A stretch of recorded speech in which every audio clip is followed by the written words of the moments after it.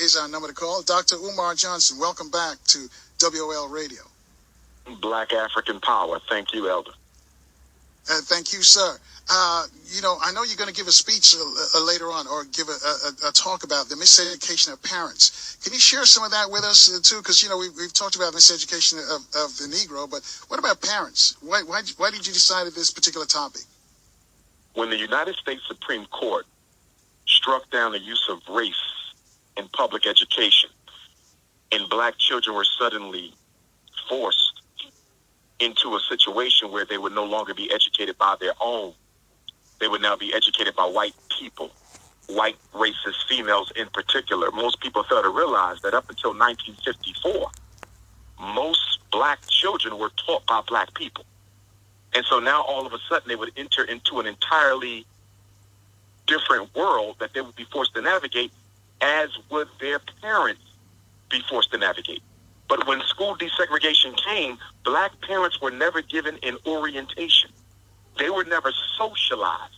They were never introduced to educational law and policy in the United States. Even today, the average black parent doesn't even know that there is a such thing as educational law. They don't even know that there's thousands of attorneys whose sole job is to fight against discrimination in legal violations in the American public and charter school system. So when you talk about miseducation of black parents, Carl, you're talking about not only a miseducation, but a denial of appropriate education so that they could effectively advocate for their children. But most parents don't know that. How are we going to get this message to them? The only way to do it is to teach it. And that's what I've been doing the past 20 years as a school psychologist, school principal, is teaching it. I mean, every lecture that I give, I always have parents who come up to me every lecture and say, I never knew that. I never knew I had a right to say no to the special ed evaluation. I never knew that I had the right to contest the evaluation and demand an independent one that the district would have to provide me with by a psychologist of my choice, but the school district would have to pay for that evaluation. I never knew that I could say no to the ADHD evaluation. I never knew that I could challenge and dispute the facts at my child's expulsion hearing. And so the only way, Carl, to bring our parents into the knowledge of educational law and policy and the rights that they have within that law and policy is to educate them. And since we're on the school issue, I got to ask you about the fact that it seems like a lot of our people are not getting into the profession, the teaching profession. Why is that? I believe that the praxis examination that public and charter school teachers are required to take in order to get their teaching license or certification, some states call it a certification, others call it a license. I believe not only is the test inherently racist, but I believe also that behind closed doors, decisions are being made on how many black teachers will actually be told that they passed the test when they actually passed it, and instead will be told that they failed the test. I met an elder. All right. Hang on a second. We'll go to that story in a moment, Dr. Umar. We got to take a quick break here. We got to check the traffic and weather in the DMV right here on AM 1450 and also FM 95.9.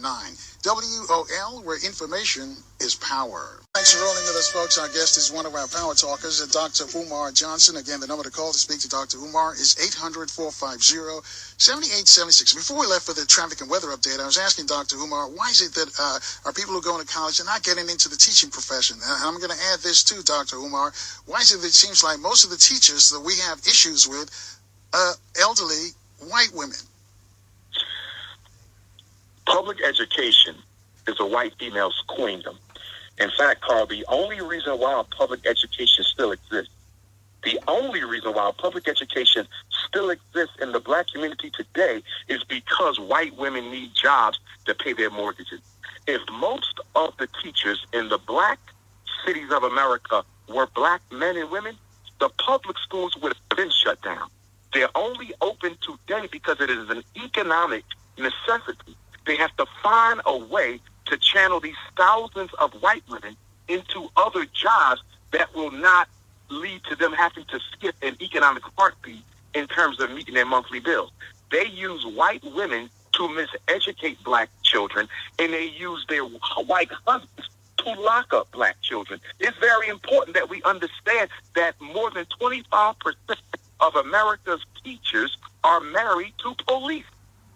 So that is a very interesting relationship, that the woman is responsible for the miseducation and the husband is responsible for the physical incarceration. So you're looking at a $100,000 to $200,000 white suburban household that operate off of the oppression of black children.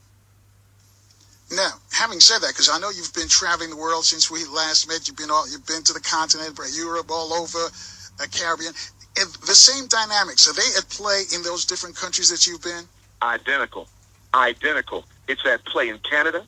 It's at play in Austria. It's at play in Holland. It's at play in France. It's at play everywhere I've been, in the Caribbean and Africa too.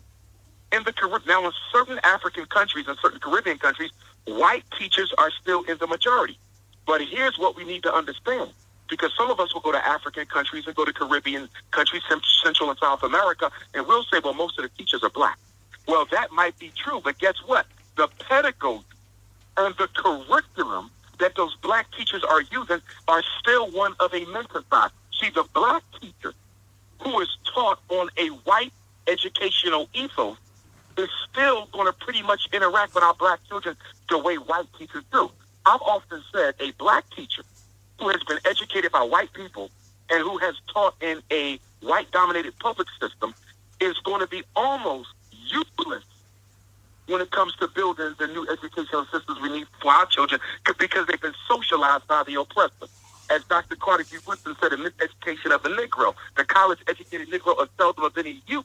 And that same thing holds true for black teachers and black principals. And I can tell you, in my work as an educator and school psychologist and advocate with the National Independent Black Parent Association, most of my fights I've had this past 20 years, Carl, was not with white teachers or with white principals.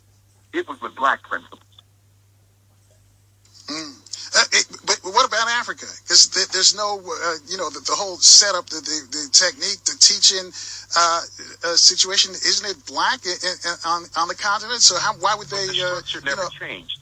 After colonialism was overthrown, after apartheid fell in 1994, the same colonialist, white supremacist pedagogy and curriculum and structure and protocol was still in place. For example, and I was in South Africa just this past October for my monthly tour there.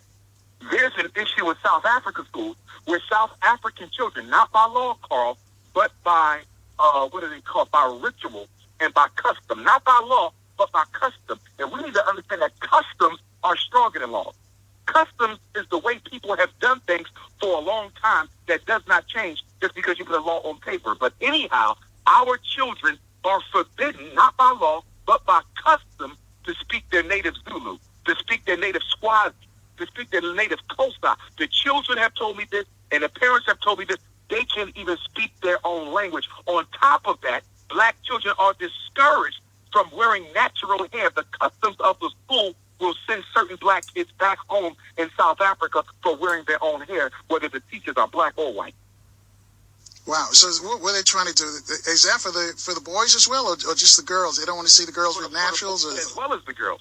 And now, Carl, what you have is the internationalization of special education and ADHD. And what I mean by the internationalization of special education and ADHD is, in my last visit to Africa, I found that ADHD is there. Conduct disorder is there. The biggest concern that black parents expressed to me in Soweto, in Cape Town, in Pretoria, in Durban, in Joburg is, Dr. Johnson, what can we do about these teachers, the townships, telling us that our children need medication in order to get an education? Same thing in the Caribbean. We didn't find it so much in Turks and Caicos in the school system. And Turks and Caicos is the first place where Columbus landed, and I'll be going back there in August. But within the medical system, they are starting to introduce the Ritalin, the Prozac, the Adderall, the Concerta into the lives of African children around the world. So this is a global psychoacademic holocaust. And then people question why I call it a holocaust. Is that an exaggeration of terminology? It's not an exaggeration of terminology. What is a holocaust? It is a one-sided war where you have a group that is actually the perpetuators of the genocide, and you have another group that is defenseless and are only victims of that. When a black boy is miseducated, you sow the seeds of future incarceration. You sow the seeds of future premature extermination. You sow the seeds of future chemical addiction. As far as I'm concerned, whenever a crime takes place in the black community, the superintendent, the principal, and the teacher should also be charged as accomplices to the crime. Because if there was no miseducation, there would have never been a need for incarceration. All right, let's buy that what you just said. Now, on your travels, you've been to Europe, you've been to all those countries in the UK, all those countries in Europe, especially the UK, been to Canada.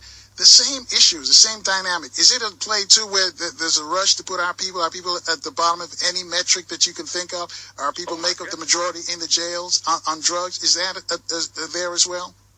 That's our question, Carl. And I've spoken in prisons outside of the country as well. Here's what I'm finding internationally. And of course, I'll be going to Asia for the first time next month, a tour in Japan and a tour in China. And I know it's going to be the same thing. Wherever I've been, and I've been to almost every continent where people live, you find 5 constants, Carl. 5. Number 1, there's white people. I don't care where you go in the world where black people are, from Jamaica to London to Australia to Canada, back to Brooklyn, there's white Jesus. That is a consistent reality in the black experience. We still praise a white God. We're still praying to a white God to deliver us from white people, which is a total contradiction. Number 2, Carl, the education that our children are subjected to is totally controlled by white folks, by foreigners, even to today. Number 3, single black mothers is an international phenomenon because of the war against black males. Even in Africa, the war against black males. Many African countries have a burgeoning black-on-black homicide rate. Many African countries have a burgeoning black male incarceration rate. And of course, we know statistically that America, France, the UK, and South Africa are in a constant race for who's going to lock up the most black men in the world. And then the fourth thing that you have, our economy, Carl, is totally dominated by foreigners. Name me a country, black people do not control the economy.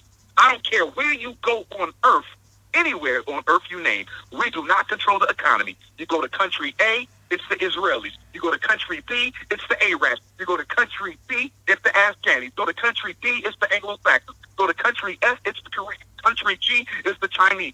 We don't control it at all. And the 5th reality that I find wherever we go, Carl, is that our people are still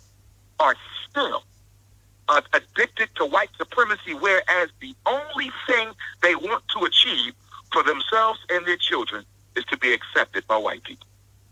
All right, and that's what Dr. Francis Cress Welsing preaches about, or used to preach about, and that's why you're going to be part of the Power Talk Conference Saturday, June 24th, and Friday, June the 23rd, along with Tony Browder, Rosalind Jeffers, Dr. Linda Jeffers, Dr. James Small, East Jamaica Jeff Lee, Dr. Claude Anderson, Dr. Malefi Asante, Professor Ray Wimbush, Dr. Renoko Rashidi, producer David Banner, Dr. Patricia Newton, and some more. So, folks, if you want more information, go to PowerTalkSeries.com. You mentioned the pathology of people killing each other, and we hear about Chicago all the time. Is there another Chicago somewhere on this planet that this sort of issue is taking place? I believe that even right here in the United States, Carl, as I travel around, because see, one of the other issues that we have, and we can make this issue number 5 as an international constant for African people, and that is we do not have a independent, comprehensive information distribution system. We don't have our own media. So we are always at the mercy of the lies that are put out to us by the predominant media apparatus controlled by white folks and others. We don't have the media. So when you see what's going on in Chicago, I don't think Chicago is alone. I think Chicago is the most egregious example of genocide because it's the 2nd largest population of blacks in America. The only place larger is New York City. But the reason why Chicago, I believe, was targeted as a genocide experiment more so than New York is because in New York, black people are not as concentrated. New York is so diverse that it's hard to target blacks exclusively if you want to commit systematic genocide. It's not impossible. It's just more difficult. Whereas in Chicago, the blacks are concentrated. And I believe before it is all over and set and done with, just like the movie Purge clearly illustrated, I believe that the United States government, along with the state of Illinois, and the city of Chicago under Mayor Rahm Emanuel, I believe that the United States government has a mercenary army, and I think many of these mercenaries are undercover police whose job is to reduce the population of Black Chicago.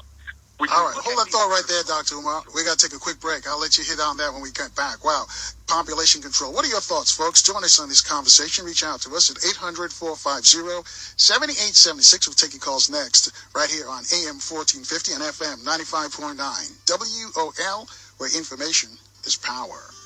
And thanks for rolling with us this afternoon. Our guest is Dr. Umar Johnson, one of our power talkers, and I'm going to call to speak to Dr. Umar, 800-450-7876. Before we left for the break, we were talking about the situation in Chicago. It's just going on. It seems endless now. It's just a numbers game. And Dr. Umar, you said that it's about population control. If that is the case, how do we stop it, or do we just sit by and just watch it? Well, number one, we have to accept that it's population control. That's number one. The information has to be crystal clear. As long as Black people are still hypnotized into thinking that all of these murders in Chicago are simply Black on Black crime, then it's going to continue. So we have to raise consciousness about what's going on. Okay, number two, I think that Chicago itself, and we have to support Chicago because there's no borders between Black people, has to organize a human rights campaign and charge the United States government in committing genocide against Black Chicagoans. See, here's the thing, Carl. I mean, I'm in Chicago all the time. In fact, I'll be going back to look at a couple schools for sale for FDMG.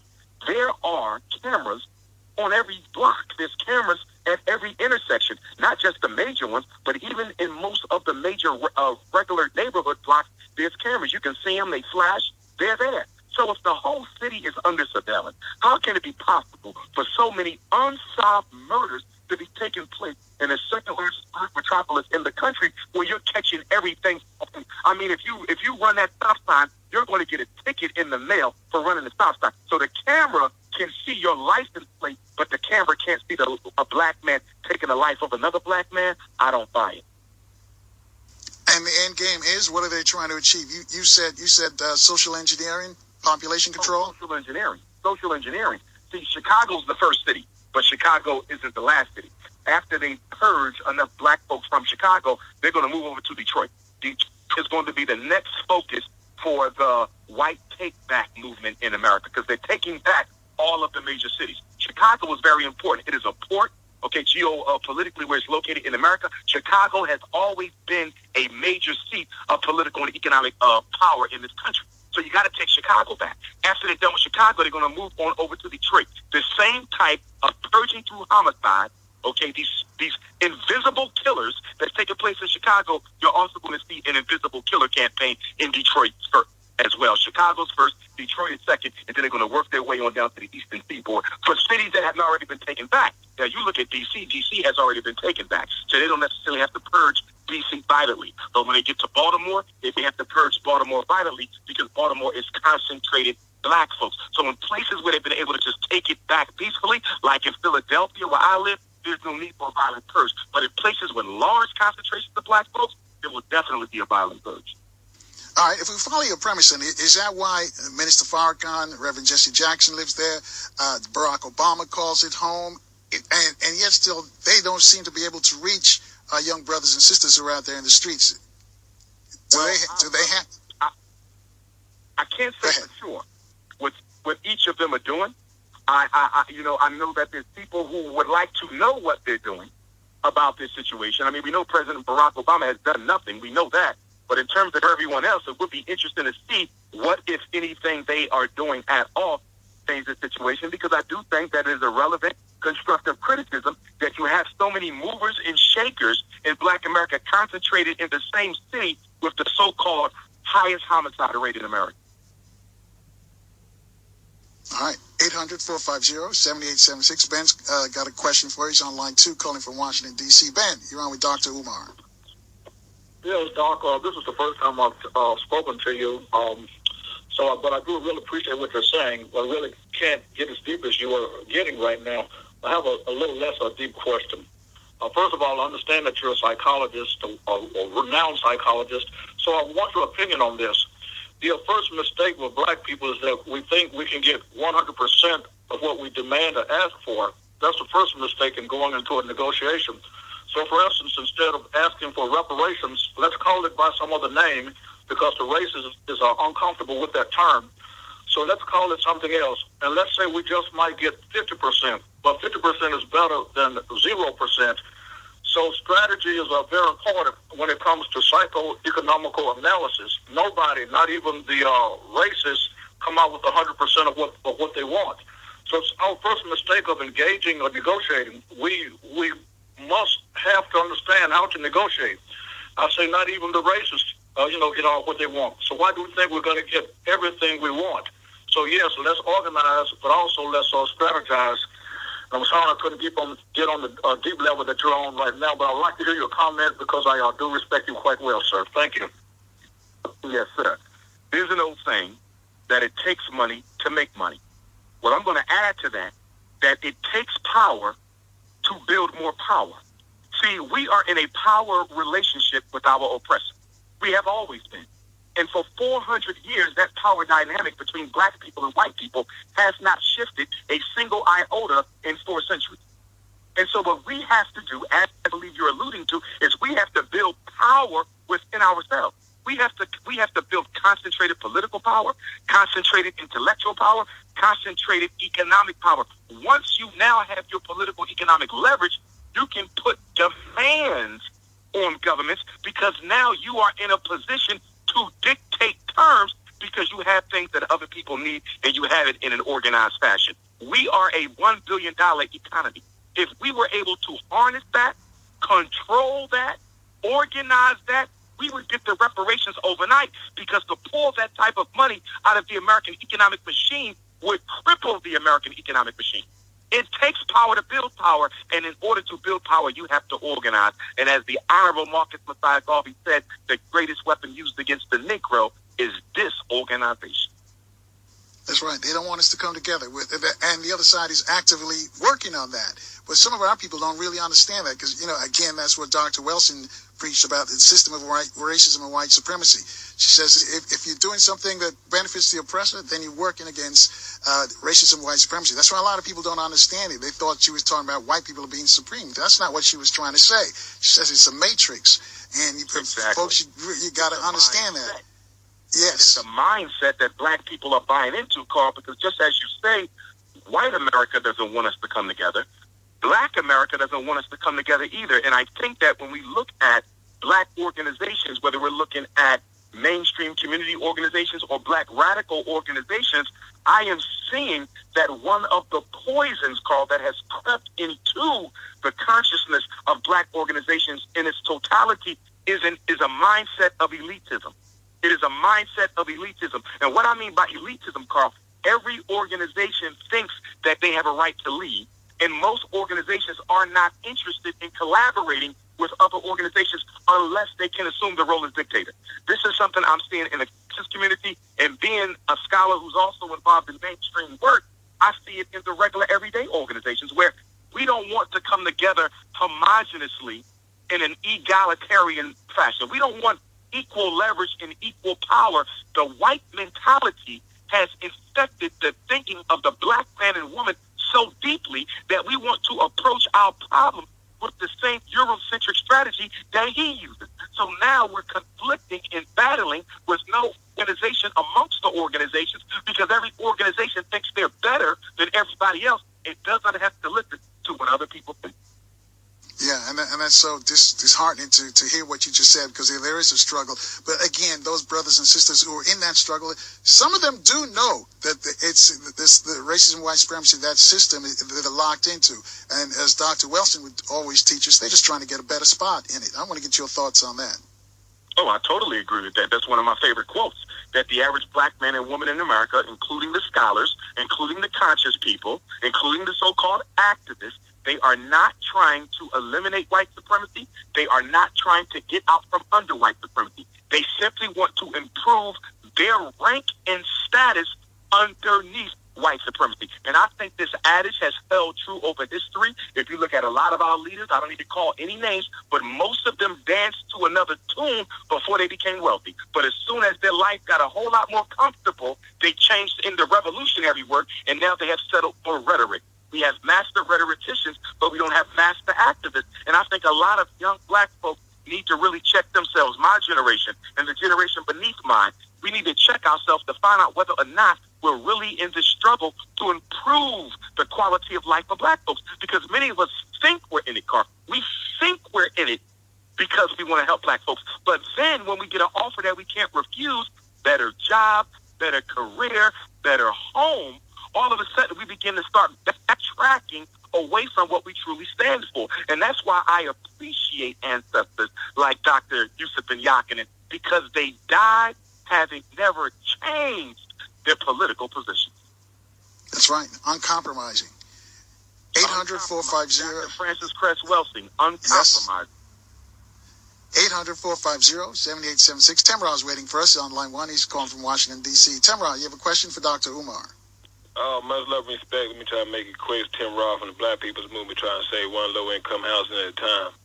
But I'm going to tell you, this is my issue with the school system, man. You know, they're trying to take the books out and transfer over to the internet. But here's the problem. There's a lot of low-income housing people that don't have the internet. And then there's an addiction aspect on the internet. And it's not even intranet. It's the internet. So they can't actually really block all the things that need to be blocked. Now, I'm going to the school system saying, show me legally where my children ain't supposed to have books no more. So what I'm saying to you is, there might be a real strong argument legally to be able to get some of that $9,000 per children, what they're saying in D.C., just because they can't get the tools to our children to have books. Actually, well, hang on a second, Tim Roth. We got to take a break here and check the traffic and weather. I just had to drop it real quick, man. Okay. It's the law. Yeah, well, we got to take a break. 800-450-7876. So check the traffic and weather in the DMV. Then we come back to Dr. Umar Johnson right here on AM 1450 and also FM 95.9. WOL, where information is power. And thanks for staying with us, folks. Our guest is Dr. Umar Johnson, one of our power talkers. Also coming up in the next few days, another one of our power talkers, Tony Browder, is, along with Dr. Umar, is going to be at the Power Talk 4 conference. So it's what we call the Super Bowl of Scholars. It's the best of the best. You know, some of you who didn't get a chance to see or meet or hear Dr. Ben, Dr. Clark, Amos Wilson, Dr. Francis Cress Welsing, Van Sertimer. Well, this is the next generation right here. You know, people like Dr. Renoka Rashidi, Malefi Asante, Dr. Claude Anderson, Dr. James Small, Dr. Leonard Jeffries, and Rosalind Jeffries, and also Tony Browder. But you can hear them June 24th and 23rd. For more information, just go to powertalkseries.com. By the way, Dick Gregory this year is going to receive the Dr. Francis Cress Welsing Freedom Fighter Award. Last year was Dr. Claude Anderson. And of course, Queen Dr. Francis Cress Welsing made a transition after the Power Talk, Power Talk 2. So we want you folks to come out there again. People already started getting their tickets. Again, that's powertalkseries.com. 800-450-7876 to speak to Dr. Umar. Dr. Umar, I'll let you finish up what you were saying before we left for the break. The thing that needs to be understood, Carl, is that black people have not yet come to a consensus on what our vision is to be. We do not have a shared goal. And that is part of the problem. We know we want out of the madness. We know we want an end to the oppression, the systematic injustice. We know what we don't want, but we don't know what we do want. I think that many black people, including the revolutionaries, still harbor a belief in the white man's ability to redeem himself in his mistreatment of black people. And I believe it is that hope. I believe it is that misplaced, unlegitimate hope that keeps black people stagnated, waiting for the oppressor to change versus changing ourselves. So do you think religion has a big part to play in this then? And not just Christianity, but Islam? A big part of the problem, Carl, because what religion is doing, black religion in the 21st century, black religion in the Donald Trump era has 3 goals. 3. And that's Islam, Christianity, or anything else you want to throw out. The first goal is to keep black alpha males out of the revolutionary struggle. I'm going to say it again. One of the main purposes of the church is to keep uncompromising, courageous, unapologetic black alpha males away from the freedom struggle by intoxicating their minds with love for their enemies. Brothers who are going to church on a regular basis often do not participate to the same extent and commitment in the revolutionary struggle. So it is a vacuum that is robbing us of able-bodied black men that we need out here on the streets. And instead, they're being pacified in church and at the masjid. Number two, the purpose of black religion is to make black people think that God is in control, and because of that, you don't have to do anything yourself to change your reality. It has black people literally handcuffed to this belief that things will only get better when God decides to change them. So that $4 billion we spend every year on alcohol, that $9 billion we spend every year on perm, that $2 billion we spend every year on Air Jordan, and the $600 million we spend every year on McDonald's does not have anything to do with our predicament. It's all up to the Lord, which is a perfect excuse to sit down and do nothing. And the third purpose of religion is to make you feel that being loyal to yourself, your culture, your race first is a sin against God. It traps us into a multicultural mindset, Carl, that straitjackets us against racial organization and racial uplift. Wow. 800-450-7876. Line 1. Nabuda, do you have a question for Dr. Umar Johnson? Yeah, Dr. Johnson, yeah. Look, you and Dr. Anderson, I respect y'all highly, and I want to know who to send the money that I have to. Now that you brought this out, you and Dr. Anderson are going to get most of my money. The first meeting I met you is up at the church over northeast where I live, and I want to send you money. Right now, if you had books on the information you talk now, anything, I would go to all the metro stations with what I am used to. I used to serve this paper, and I would pass them out for you, collecting no money. You wouldn't have to distribute them through Amazon or nothing. Now, this is what I want to say here. Carl had a lady on there, a politician on there the other day. A former politician, Cynthia McKinney. She said Omar Gaddafi was going to use $9 billion to bring all Africans back home, and that's why he was killed. That's why Obama and the Clintons had him killed. Boy, my gosh. Okay, you can comment on that. I know it's a lot of other people, but I will see you at the next. I didn't make the third power meeting, but I will make this. And a call one from you. Who can I call to, if it's not too late, to display some of our inventions, or talk about them, or display? So we making cars in Africa, some of the cell phone, all this stuff.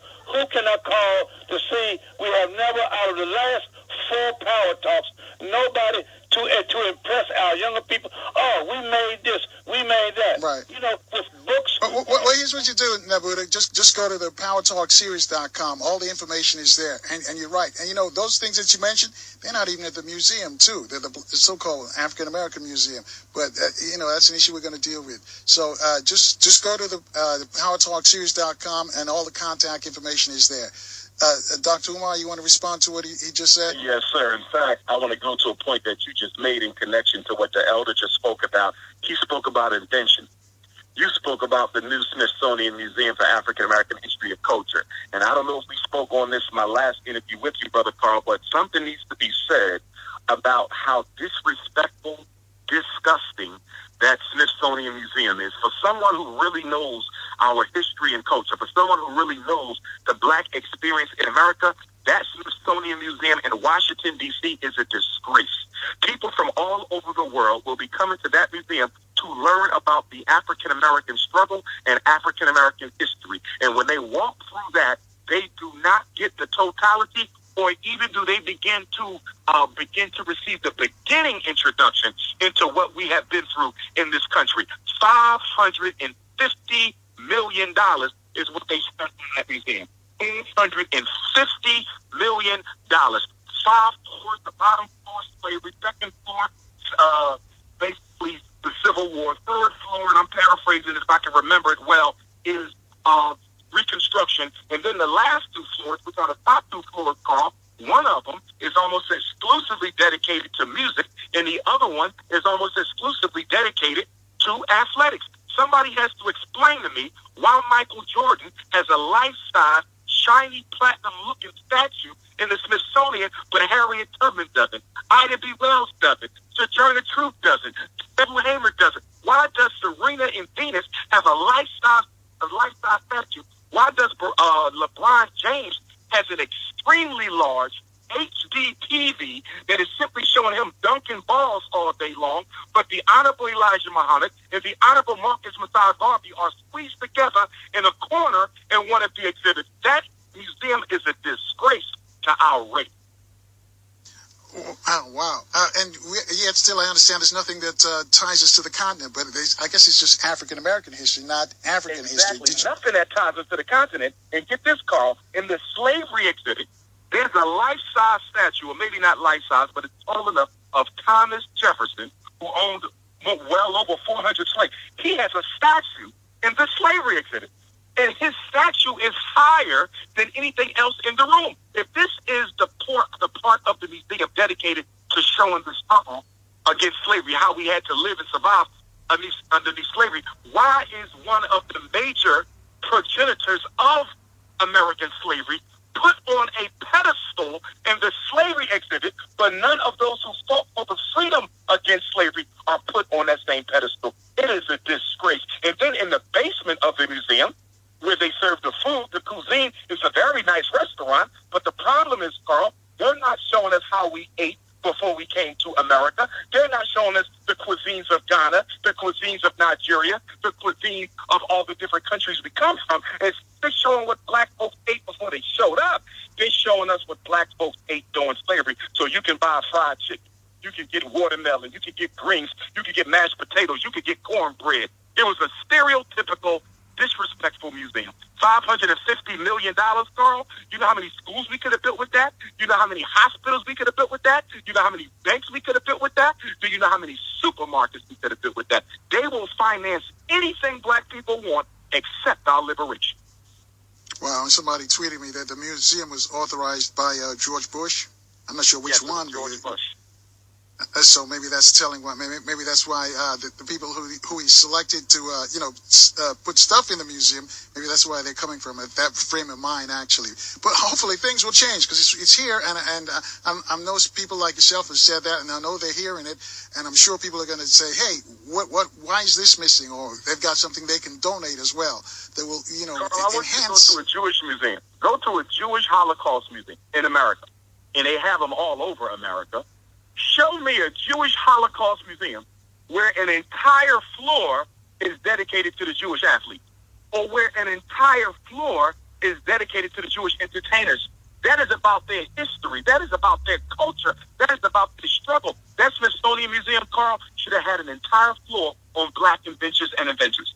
An entire floor on the contribution of black women to the struggle. An entire floor on our fight to give our children a fair and equitable education on the school-to-prison pipeline. This should have been an entire floor that was dedicated to police genocide. I mean, so much of the black experience was ignored in that museum. In the Holocaust, it didn't even begin to scrape the surface. And one of the biggest contradictions in America, Carl, is the fact that we got a Jewish Holocaust museum in every major city in America. The Jewish Holocaust did not take place in America. It took place in Europe, but yet and still the African Holocaust, the worst in human history, took place on American soil, and there's not a single state-sponsored African Holocaust museum in this country. A disgrace. It could be that the people who finance it don't look like us, who put most of the money in. Is that could be the issue again here?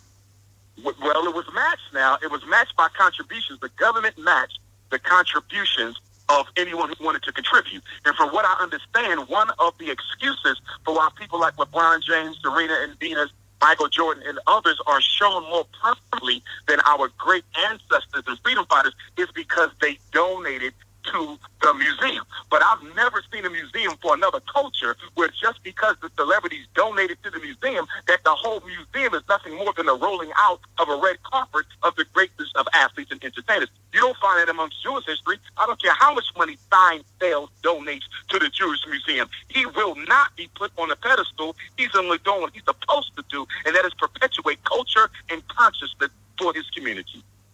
All right, free your mind, folks. You can call us at 800-450-7876 and speak to our guest, one of our power talkers, Dr. Umar Johnson. We're going to take a quick break. We're closing in on the top of the hour, so we'll give our stations a chance to identify themselves. Then we'll come back and take your phone calls for Dr. Umar Johnson right here on AM 1450 and FM 95.9 WOL, where information is power. Washington, D.C.'s 1450 WOL Radio.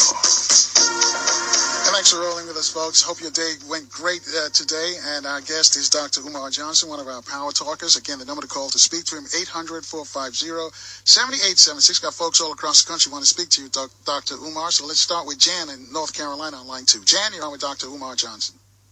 Hello, good afternoon. Carl and Dr. Umar. I once read in Up From Slavery, or it was either From Slavery to Freedom, and it was concerning light-skinned slaves. And it said that the light-skinned slaves were house slaves because they were usually their master's children, and they were also deemed weaker than the unmixed slaves, and they usually sold for less. So do you think the light skin versus dark skin will continue to further divide blacks and keep us from organizing and getting together behind one agenda to uplift each other regardless of hue? I believe that light skin supremacy remains an issue that does separate black people. Working in the schools, I can tell you that one of the biggest issues among school-age children is the skin bullying, skin color bullying, where darker skinned children are picked on. And then I also see the reverse, where the light skinned children are picked on by the darker skinned children. They were not born with these types of conceptualizations. So they're clearly being taught in the home core beliefs about other black folks, no different than themselves, purely based on the color of their skin. I think if you look at black leadership, we've always had an issue where most black leaders have always been able to pass the brown paper bag test, and those who did not were some of the most ignored in African history and also some of the most vilified. Three names that come to straight to the forefront for me: the Reverend Henry Highland Garnett, who was no less stellar as a leader than my ancestor Frederick Douglass, but because he was dark-skinned, blue, black, purple with nappy hair, most black school children had never been taught about the great ancestor Henry Highland Garnett, one of the grandfathers of Pan-Africanism. I also think about the Honorable Marcus Messiah Garvey, leader of the largest black organization in modern history and the greatest black organizer of modern times, ignored. And of course, the late Dr. Khalid Abdul Muhammad. We do have a light-skin supremacy problem, but let me clarify this by saying that being light-skinned does not make you a light-skinned supremacist, and that you can be dark-skinned and be a light-skinned supremacist. I know dark-skinned people who mistreat light-skinned people because they feel inferior because they've been blessed with more melanin. So this goes both ways. Anyone of any skin color tone can be a light-skinned supremacist. And what we need to do is stamp it on our privilege in our community. Should not be based on skin tone. It should not be based on a religion. It should not be based on education or income. Status in the struggle should be based on one thing: your commitment to the people. All right. Thanks, Jan. 800-450-7876. Line 4. Abdur is calling us from the district. Abdur, you're on with Dr. Umar Johnson. Hello, folks. Carl and your guest. Can you hear me okay? Hello? Yeah, we can hear. Go ahead. Yeah, go ahead, sir. I have a question and a comment. I read the term or phrase runaway slave, which was the course of action for many slaves during the chattel slavery period of this society. Some use the term as it relates today to mental slavery. That is an obstacle today for the African American as is observed by many. Given the risks and dangers facing runaway slaves during that historical era, what strategies do you recommend to escape this dilemma today, and what hazards do you foresee presenting themselves with respect to that? I would say that the enslavement of Africans in America simply transformed the way in which it was perceived and the way in which it operated post-1865. Slavery never ended. I mean, ultimately, the definition of enslavement is your total dependence upon another people for your survival and livelihood, period.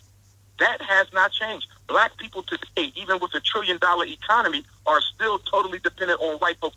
You cannot raise the self-esteem. You cannot rehabilitate the self-concept. You cannot improve the self-image of black children as long as they know that their community is still dependent upon white folks for their survival, for their protection, and for their maintenance. The first thing we have to do if we want to fix black America is get black America off of the proverbial European breast. As long as we keep on sucking the breast milk of the oppressor, our children will never feel equal, because any people that needs another in order to survive will always feel inferior to those upon whom they depend for their sustenance. All right. Thank you. 800-450-7876, guy out of California, Long Beach. Johnny's calling us. He's on line 5. Johnny, you're on with Dr. Umar. Hey, Carl, how you doing? How you doing, Dr. Umar? Dr. Umar, I want to have a conversation with you, and because personally I feel as though, we and you got a lot in common, but sometimes it's like your tone. It makes me feel like you want to be a separatist, and I don't think that you want to. I don't know if you want to be that. But I know, okay, when you talk about the black folks they want to think European. In the workplace, when a person goes into a workplace, Dr. Umar, and this is where I need some help from you. When a person goes into a workplace, if they go in there being Afrocentric, they're going to run into a lot of problems.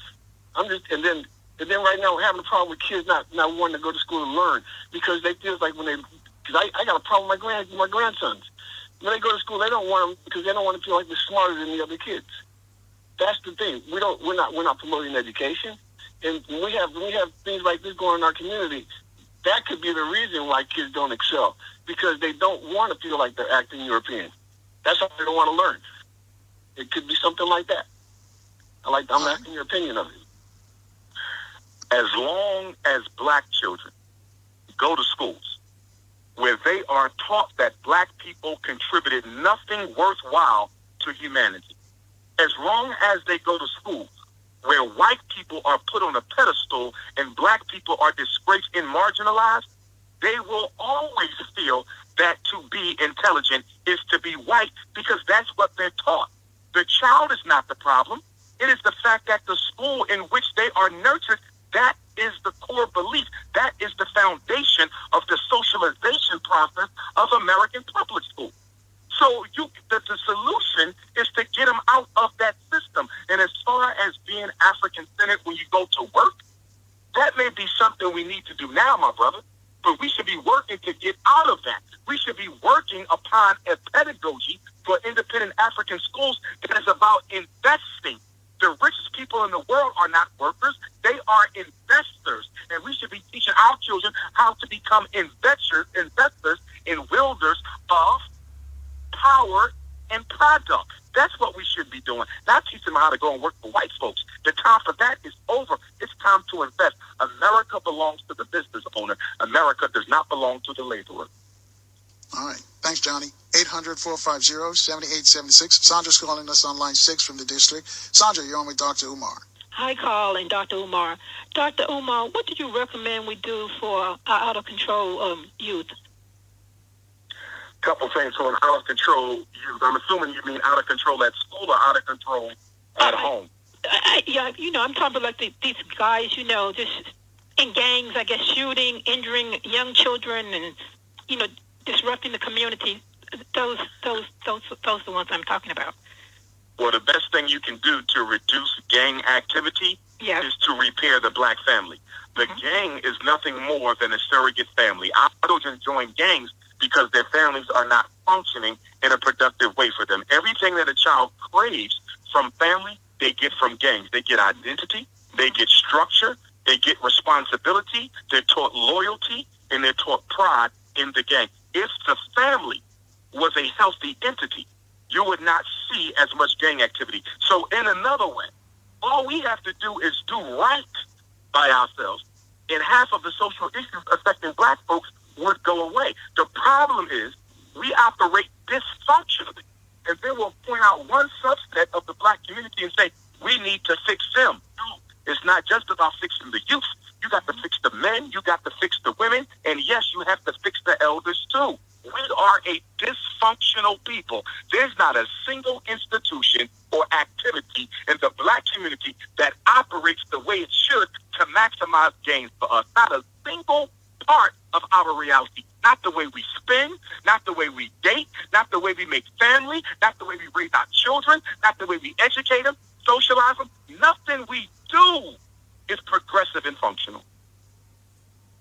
All right, Sanjay, thank you for your question. That begs the question, Dr. Umar, when we have black families, 75% headed by single female, how are we going to achieve what you said about keeping the black family intact? First, we have to understand how that happened, Carl. That's the first thing. Most people are under the false notion that the black family was destroyed through slavery. That is not true. Okay? My 6 times great-grandparents, and these are the same grandparents of Frederick Douglass, they managed to keep the family together. Most of our ancestors managed to keep the family together during slavery. When slavery ended, 95% of black folks were married and got married even when we were not allowed to. During Reconstruction, Carl, we remained married. During the Civil Rights struggle, we remained married. There was no issue with the black family from 1865 to 1965. We were still happily married. The issue came in the 70s, and I'm going to tell you what happened.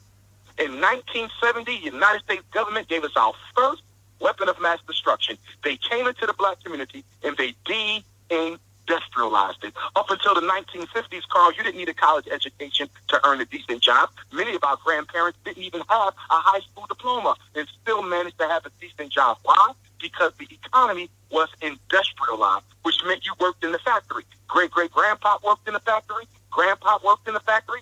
Grandma worked in the factory. Livable wage jobs with good retirement plans. But in the 70s, they closed down all the factories, and then they went into the high schools, and they... Hold that thought right there, Dr. Umar. We got to take a quick break. I'll ask to look at the traffic and weather for our friends and fans in the DMV. Folks, you too can get in on the discussion with Dr. Umar Johnson, one of our power talkers. Reach out to us. It's real easy. We're on AM 1450 and FM 95.9. WOL, where information is power. Staying with us, folks, our guest is one of our power talkers, Dr. Umar Johnson. Of course, you can see him Saturday, June 24th and Friday, June 23rd in Washington, D.C. Just go to powertalkseries.com for more information. So, Dr. Umar, I'll let you finish up responding to the question I said. 75% of black homes now headed by a female. So how are we going to make this turnaround that you say is needed for our survival? Yes, sir, Carl. The black family managed to remain intact from the end of slavery until 1865, until 1965. In 1970, the government came in to deindustrialize the black inner city. They shut down the factories while people worked. You can still walk through Indianapolis, Chicago, Philadelphia, in most eastern seaboard countries, and you will still see the remnants of the industrial-based economy, abandoned factories that have now become drug houses. So that's what they did. Then they went into the high school and took out all the trade programs, the electrician, the plumbing, the carpentry, the auto body, the auto mechanic, the masonry, the skills, Carl, the skills that paid the bills. The skills that paid the bills were taught in high school up until 1970. After 1970, they never will again. So after they deindustrialized the inner city, making it impossible for black men to continue to take care of their family as they have done for over 3 centuries. In 1980, the CIA comes in with crack cocaine. So now you have cocaine, so the black man has a decision. You can even smoke it to try to smoke away the fact that you can no longer provide for your family, or you can sell it to try to provide for your family. This takes us to 1990. The next weapon of mass destruction, Bill Clinton's crime bill. A Democratic president, the most popular white president for black folk in American history, is the single most person responsible for the enormous explosion in mass incarceration, especially against black males. And then in 2010, we got our next weapon of mass destruction. This is every decade, Carl. The 70s, the 80s, the 90s, every decade they introduce a new variable. And in the 2000s, former President George W. Bush gave us the faith-based initiative. He found a loophole in the Constitution that allowed the federal government to give money to churches. And ever since the black church started getting money from the federal government, which began in the year 2000, the black church has been missing in action from every major struggle that black America had. Where is the black church when it comes to police genocide? Where's the black church when it comes to miseducation? Where's the black church when it comes to economic castration? They're nowhere to be found because the government now pays them to shut up and stay out of it. And that's why it's called the faith-based initiative, because the pastors are the new FBI. And the last weapon of mass destruction, Carl, although he was elected in 2008, I'm going to put him with the 2010 decade, and that was President Barack Obama. He was the icing on the cake. For 8 years, he will keep black folks spellbound in this mystical Christ messianic complex where we sat still, did nothing, asked for nothing from the federal government, first time since we've been in America, so that the government in the meantime could take everything we fought for, roll it up into a nice big package, and give it to gays, immigrants, and white women. Every decade, they intensify the oppression of black people. All right, 800-450-7876. That's some real talk right there. Let's keep rolling. Let's go to Newark, New Jersey. Double D's waiting for us. He's on line 3. Double D, you're on with Dr. Umar. Hey, how you doing, gentlemen? It's nice to hear the both of you on the radio. I got basically 2 things to say, or to make 2 comments. I'd like to hear what what your answers to it. You mentioned about the African American Museum in Washington, D.C. I was very much disappointed with it. It didn't go back further enough. And I would say to the people out there listening that if they can go to Baltimore, I think that is a much better museum, and they go a little further deep. I'm talking about the Black Wax Museum. And second of all, Dr. Umar, do you think there's going to actually be more urban disturbances, such as back in the 60s, like back in 1967 here in Newark and Detroit, and in 1965 in Watts? And I'll hang up and I'll basically listen to what you have to say in your answer. I think there will be more urban disturbances. I think they will be provoked by the government, but I don't think that nothing practically beneficial to our community is going to come out of those disturbances, because when I look at our young people, they are angry and they are knowledgeable about their history, but they have not mastered political science. They have not mastered military strategy. So from a philosophical and a strategic standpoint, I think we're at a disadvantage because we're not engaging in deep thought about the future as much as we need to. I would say that 75% of conscious Black America, 75% of conscious Black America is looking backward only. Okay, but the concept of Sankofa is not just about looking back to one's history. It's about looking back to retrieve that which is necessary so it can be applied towards where you need to go in the future. So we are looking backward, but the Arab is looking forward. We are looking backward, but the Anglo-Saxon and the Jew and the East Indian and the Chinaman are looking forward. We have to balance our love and our thirst and our craving with history with a serious, intellectual, and practical strategy for where we need to go. We are lacking when it comes to the future strategy and trajectory of the Black man and woman in America. Now, do you think we should speed up that program that you just mentioned now that Donald Trump is in the White House? Yes, sir, but I think we should have speeded it up before Donald Trump got in the White House. Carl, let me say this about Trump, because, again, we have this imaginary dichotomy that suggests that Barack Obama was an angel and Donald Trump is the devil. Barack Obama, Donald Trump, George Bush, Bill Clinton, Carter, Reagan, whoever you name, they are all devils.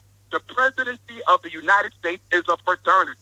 It is a fraternity. They're not loyal to you. They're loyal to each other. And so the Black community needs to stop falling in love with elected officials. We're the only people who fall in love with elected officials before they deliver anything. Every other culture only falls in love with their elected officials after they've delivered something. We cannot have an emotional relationship to power, Carl. We cannot have an emotional relationship to power. Our relationship to power must be political and it must be economic. Nothing else. All right, 800-450-7876. Let's go to Grant on line 1. He's calling from the district. Grant, you're on with Dr. Umar Johnson.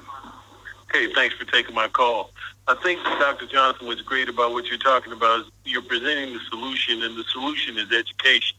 I tell people all the time exactly what you say about that museum, and people think it's a great museum, and they've left out even after the Civil War, over 200 Black institutions, HBCUs, that were developed. 60% of the West. A lot of people look at cowboys in the Western movies and they think, oh, there were no Black people there. 60% of the West was Black. I mean, the inventors. I went there with an inventor, and that's how I got in touch with these people. I sent an inventor, tried to, put him in, or the black inventor that had developed stainless steel. And it's white curators that were making the decision, and they essentially, blew me off. We'll put that online. But again, what you have, the mothership, Chuck Berry's Cadillac, Nene Leakes, it's bananas, and people think it's great. I'm with you 100%. Oh, hold on a second, Grant. You said Nene Leakes is in there? Nene Leakes is in, Nene Leakes, what's she doing there? They got a banner too. And look, I grew up on rap. I came up with rap. Public Enemy, they my boys. Mothership, George Clinton, he's my people. But they don't belong in that museum, and they got a whole banner. You can put all kinds of information in the banner space where they have a flag of Public Enemy. What's that? They got a shrine to Michael Jordan. He's got a whole room. What's that?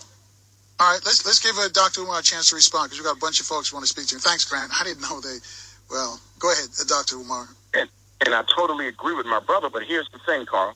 We got to take it back to Garveyism. We got to take it back to black African fundamentalism.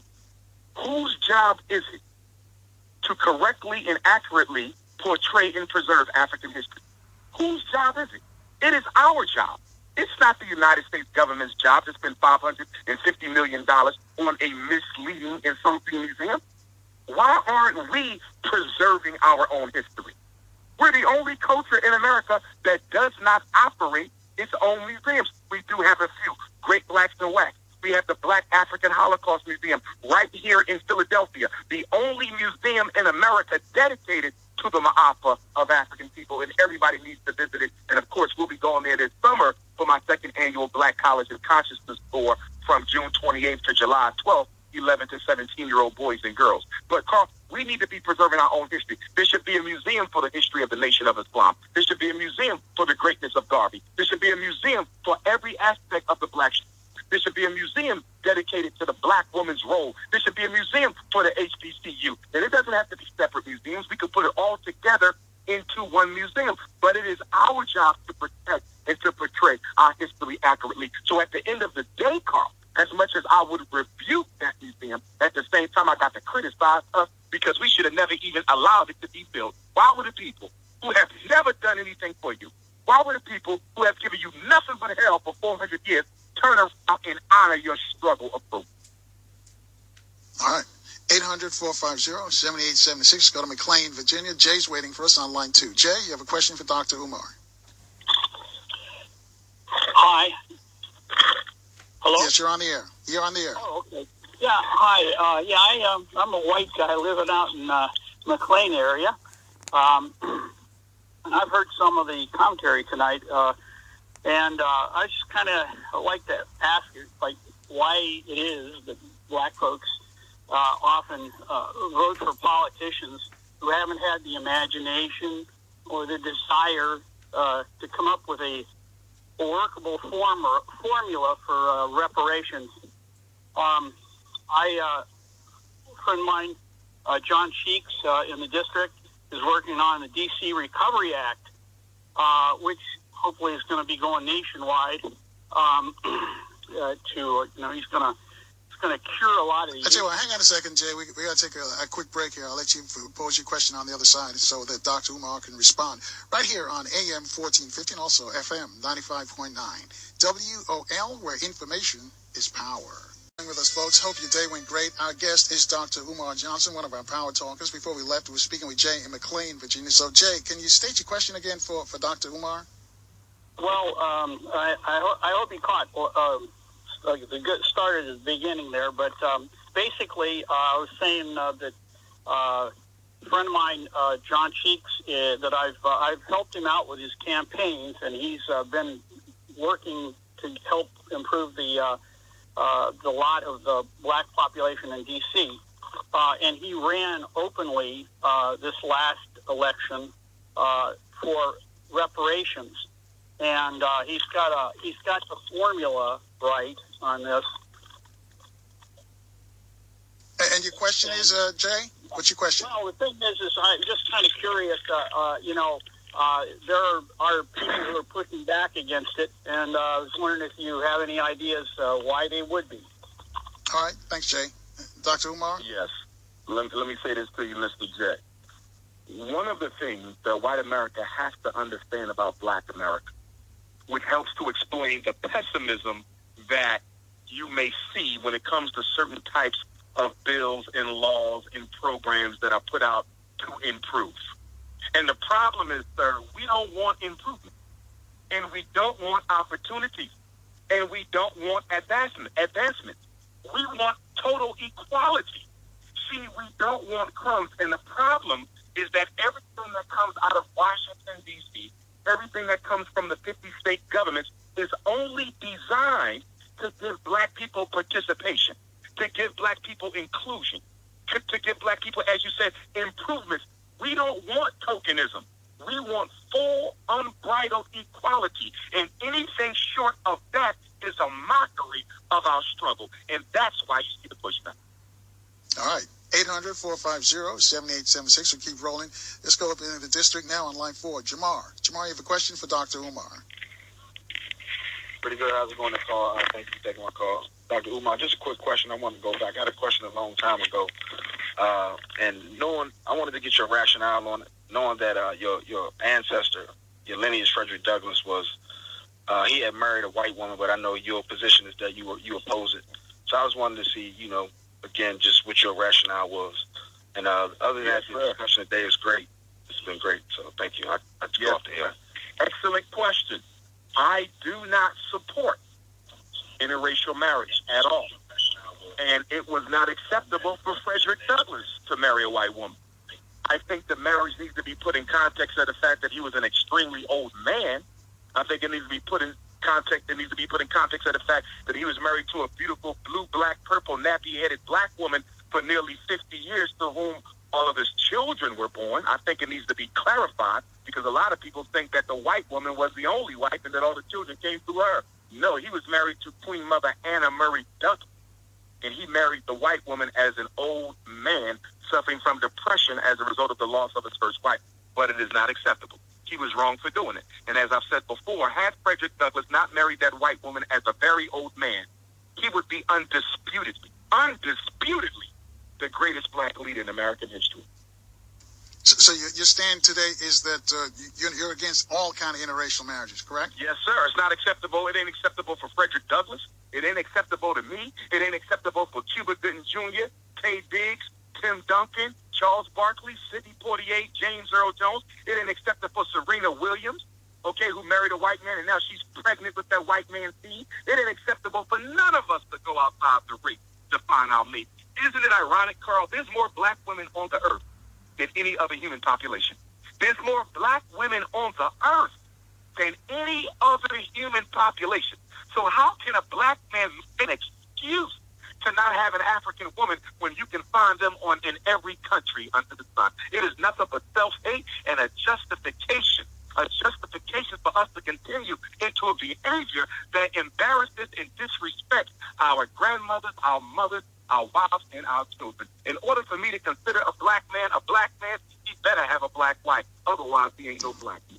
So what about the sisters who say they can't find any brothers? So the brothers are all locked up, or they gay, or whatever excuses they come up with? The borders of America.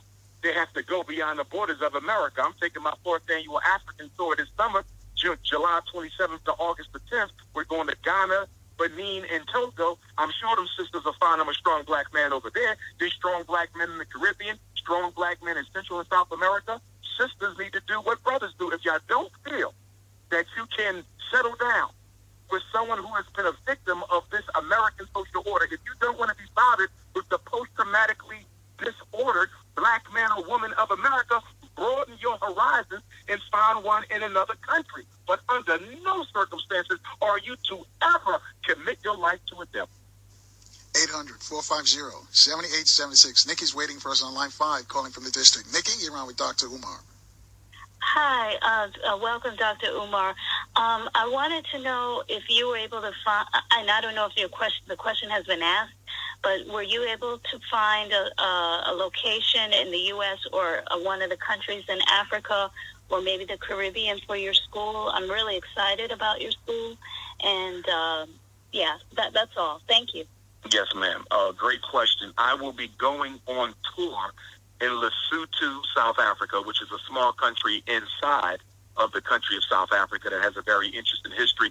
I'll be on a speaking tour there from May 2nd to May 10th, during which time I will be meeting with certain Africans over there who have offered me land up to which I can build the school. So I'm going to do a feasibility study while I'm in Lesotho to see if the school can make it there. I found a perfect school for lease in Mount Vernon, New York, but it appears that the Archdiocese, because it is a Catholic school, it was perfect. I was ready to move in, but the Archdiocese of Mount Vernon, New York, are now telling me that there's another school that they're talking to about taking that space, which I think is nothing but a blatant lie. I simply think that they don't want Dr. Umar Johnson in school, but I thought we found a home.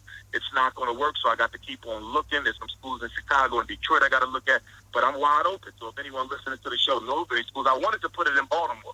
I really wanted to put it in Baltimore until the other day. I was down in Baltimore, and I got a call from my realtor telling me that all of the available school properties in Baltimore were under contract. So I'm still looking. It's a national search. If any of y'all have information that, I need to consider with regard to schools in your area, please send it to me. drumarjohnson.com. You can reach me there, drumarjohnson.com. Also by phone, area code 215-989-9858, 215-989-9858. And let me also let your callers know, Carl, that I'll be speaking in St. Louis next Friday the 28th, Kansas City next Sunday the 30th, Lesotho, Southern Africa from May 2nd to the 10th. I will be in Japan from the 17th to the 23rd. I will be in China from the 23rd into the 30th, and then I will be in Brooklyn on Friday, June 2nd. All right. We got a tweet question about you say we shouldn't be race mixing. I'll just put it that way. And this person says, is grandchildren interracial, a product of interracial relationships? But he's sending them to an all-black school, an all-black charter school. Do you think that will even things out? Certainly. I just got an email the other day, Carl, from a mother who has a child with a white man. And she said, would my daughter be accepted at your school? I said, well, of course. Our philosophy is revolutionary, Pan-African nationalists and Garveyites, that the product of an interracial union is not to be blamed for the activities of their parents. Black people are the genetically dominant human family on this planet. So when a black man lays with a white woman, you don't make a half-white child. That is an African child. The African DNA predominates over every other type of DNA in the global human family. So there's no such thing as biracial. It is a joke. In order to be half-white, that means that white DNA must not be recessive. That means that African DNA must not be dominant. If you're half-white, then that means the DNA of the white parent was strong enough to hold its power against the African DNA. And you and I know scientifically that is impossible. Whatever we mix with, we take over. African DNA colonizes the blood of all other peoples. That child ain't biracial, mulatto, or octoroon, or quadroon. They are African. 800-450-7876. Let's go to line one. Peach is calling from Florida. Peach, you're with Dr. Umar. Hello, Dr. Umar.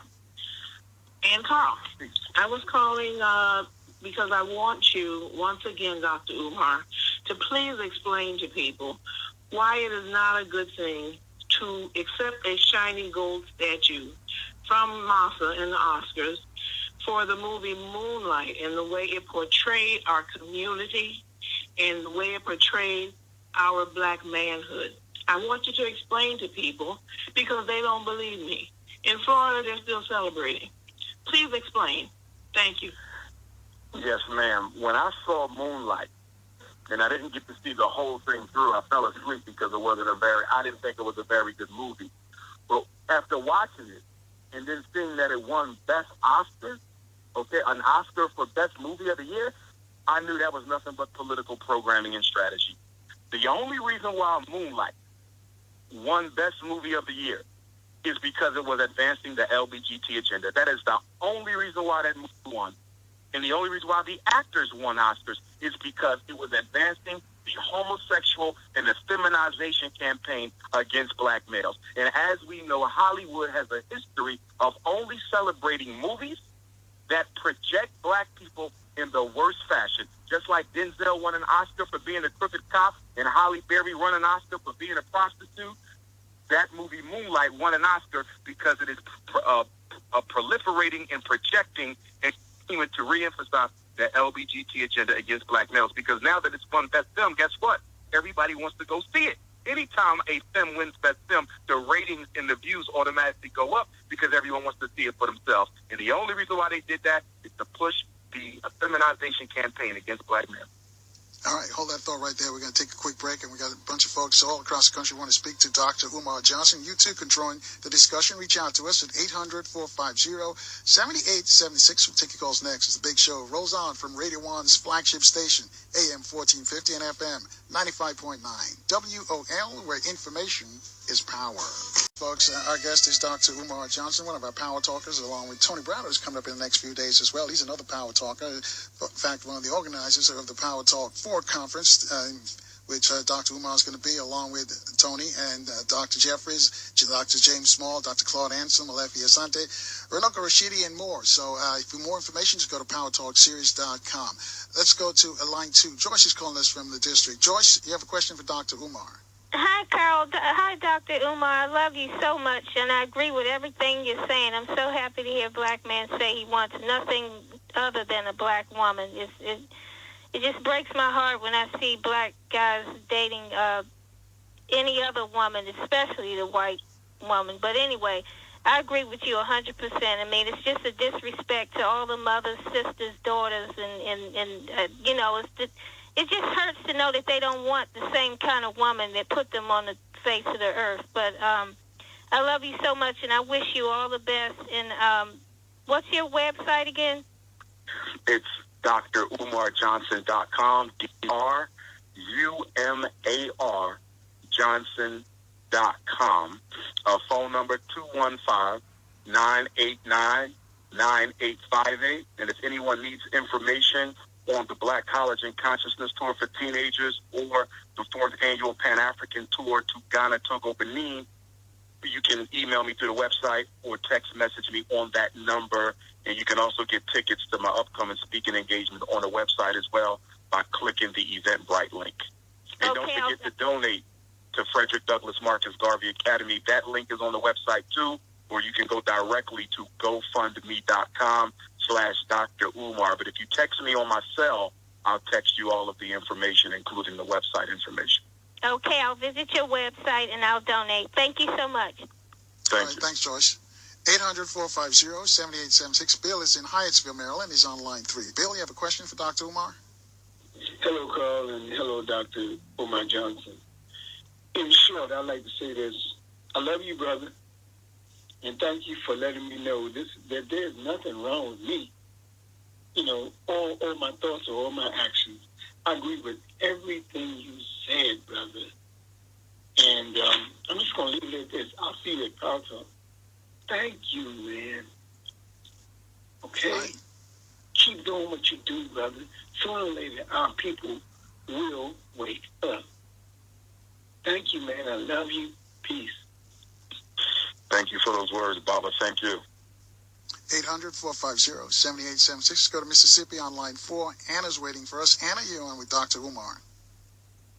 Peace and blessings, Brother Carl, and much respect to Dr. Umar. I just wanted to just kind of make a comment real quick. Dr. Umar, if you would you kind of give us a little bit more information in pertaining to the Pan-African nationalist approach and what we need to do to better connect our people, even though we know that Trump is starting to block a lot of the import and export traveling from here to the continent as well. Also, there was a recent article, I don't know, Brother Carl, if you're aware of it, and Dr. Umar as well, that the Ugandan men are up in arms about Asian men that are now marrying Ugandan women at an alarming rate.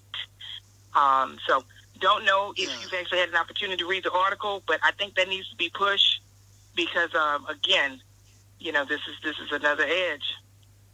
Thank you. Right. Thank you, Anna. I did see the article. Dr. Umar?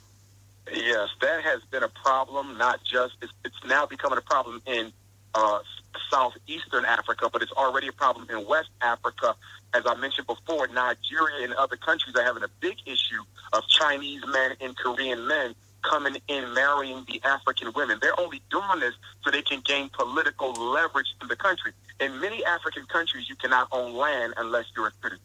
So what the Chinese do to get around that is they marry the black women. Because once you marry the black woman, you're automatically a citizen by virtue of marriage. So that's just a political strategy. And the reason black women are going for it, because a lot of our sisters in Africa are living in poverty. They're impoverished, and black women outnumber black men in Africa as well. It's just not as bad as it is here. So they're just grabbing for anything that they think will give them an opportunity at a better life, but they're simply being manipulated by the Chinese. And of course, the children, these so-called Chinese African babies, will definitely be loyal to the father, as this has been a strategy of all conquerors and invaders since the beginning of time. Whether you study the Greeks, the Romans, you study the white man, the Italians, you study the Germans. Anyone who has invaded Africa always thought to repopulate themselves through the women so they can have loyalists who look like the oppressed but are loyal to the oppressor. And let me also mention, Carl, so I don't forget, I'm inviting everybody to join us in Detroit, Michigan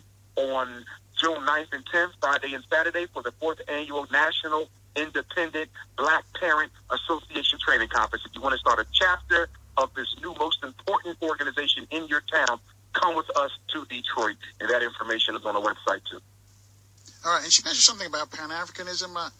Yes, the principles of Pan-Africanism, I'll give you the three. Number one, all African people are members of the same African family, and we identify with our African family before we identify with anything else. Why? Because family is first. Your brother might be a Christian, you might be a Muslim, but y'all are both from the same womb, and that womb is Africa. So we believe in African people first. Number two, we believe that as Africa goes, so goes all of Africa's children. We would say that Black America will never get the equality we crave until we fight for Africa to get the equality she deserves on an international scale. Marcus Garvey said strong children are strong everywhere, and weak people are weak wherever they exist. So if you want a strong Black America, you got to first have a strong Black Africa. And the third principle, I would say, is self-determination. We do not believe that aliens should have membership in our organizations, and we do not believe that we should allow aliens to finance our organizations. 800-450-7876. Abby's waiting for us. She's on line 5, calling from Alexandria, Virginia. Abby, you're on with Dr. Umar. Oh, great. Thank you so much for taking my call, Brother Carl. And Dr. Umar, thank you for being on the show. I recently attended one of your speaking engagements in D.C. at the Thurgood Marshall Center a couple of months back, and you talked about a whole gamut of things. But I had one question. I never got a chance to ask you the question back at the time is, what do you think about organizations such as the NAACP, the Congressional Black Caucus, the National Urban League, and even the Black Greek Letter organizations in trying to address policy and political issues, especially with the Trump administration? Do you believe they're a progressive group that creating change, or do you believe there's something that different that needs to be organized and formulated on a larger platform to address these issues? 3 points. Number one, all of those organizations have contributed in one way or another, big or small, to the advancement of Black folks. So I have respect for all of them. Let me say that. However, it must also be stated, out of respect, that these organizations may do some good, but they can never achieve the ultimate good. And we got to make sure we delineate between that. Some organizations do some good, but some of them will never participate in the ultimate good because they are straitjacketed to white supremacy. And what I mean by that, all those organizations you named are financed by white folks. Every last one of them. Every last one of them are financed by white people. And the second problem that grows out of being financed by white folks is that they are all handcuffed to integrationism. Every Black fraternity is integrationist. Every Black sorority is integrationist. The Urban League is integrationist. The NAACP is integrationist. And what I mean by that, they are multicultural. That means they are just as concerned with helping other people as they are helping Black people. And that can never be respected by me. The Urban League and the NAACP and the Congressional Black Caucus and most of the Black Greek Letter organizations whom I love and respect, most of them over the past 20 years have rewritten their policy to say that they are not just for Black people. Just do the research. All of them. we are not just for black people. We are for the advancements of everybody. How in the hell can you be for the advancement of black folks and at the same time be for the advancement of the people who have their neck, have their foot on black people's neck? All right, that's what Dr. Claude Anderson's been saying for years. 800-450-7876. JR is in D.C. He's on line 1. JR, you have a question or a comment for Dr. Umar? Uganda, Rwanda, the Chinese that we are talking about, they are convicts, they are prisoners that the Chinese government send to work, in Africa. So, we're dealing with that. LeBron James, we talked about LeBron James. He has a statue in the museum. He gave the money that he gave, and what I'm proposing is that yes, Harriet Tubman, yes, should have had a statue. Well, let's build her one. Let's put up the money. And my question to you, my brother, this is what I want you to touch on. My question to you is I am a big supporter.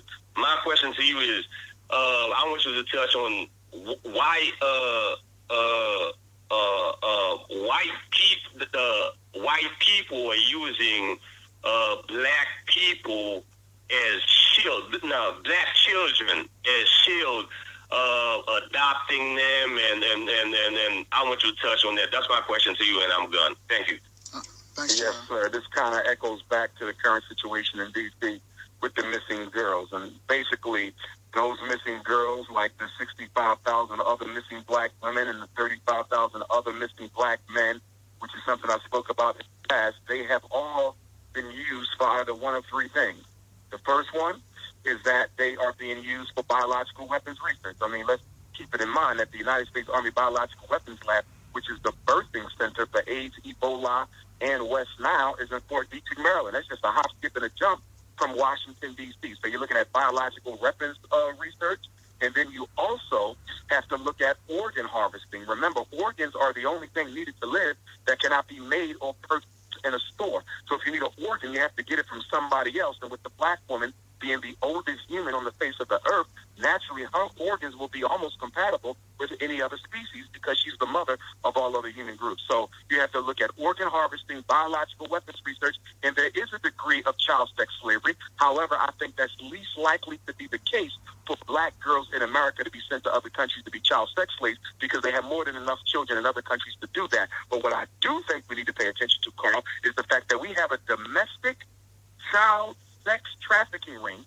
that is ran by brothers in the hood and ran by men in the Afro-Latino community where they sexually pass our little girls around, and our girls don't realize that they're being prostituted out by older men because they're not being paid. There is an unpaid prostitution ring that preys on young black girls. And that's why I think the black community and black women in particular need to show up and show out about the fact that we have too many black girls dating men who are significantly older than them. A 16-year-old should not have a 26-year-old boyfriend. A 14-year-old should not have a 25-year-old boyfriend, because in these types of situations, these girls become psychologically dependent on these older men. They become father figures, and once that girl really comes to believe she needs a man in order to be a woman, he can't get that girl to do anything he wants her to do. She ends up being passed around by his friends, passed around by the gangs, passed around by the community, and then she gets turned out from it. But she doesn't realize that she's just being prostituted because she's not being paid. We need to stand up and do something about the fact